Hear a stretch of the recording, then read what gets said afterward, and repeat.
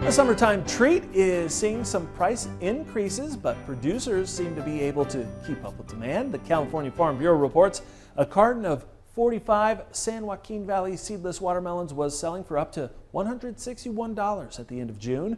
That was up from $126 in June of last year. Seedless miniature watermelons were going for up to $13.95 a carton. That's up from $10.95 last year. It says that watermelon production in the valley remains steady this year.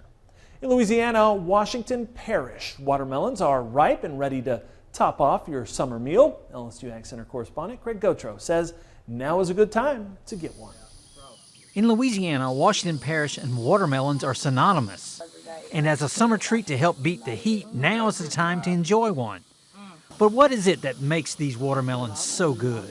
I believe it has a lot to do with the soil type, the soil fertility, the pH of the soil. All those things kind of come together to make a good quality melon. Last year was a poor year for melons, according to Tally.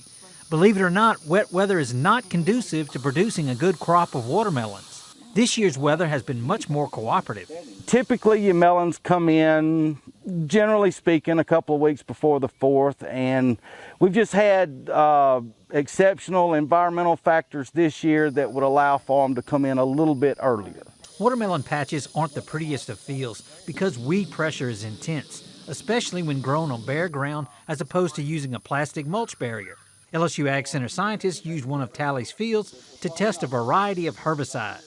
In grower fields, it's a real-world spectrum of weeds. Lots of broadleaves. There's probably 10 or 12 different species of broadleaf weeds that they have out here in the field, and we can't repeat this kind of thing in a research station. With the LSU Ag Center, this is Craig Gautreaux reporting.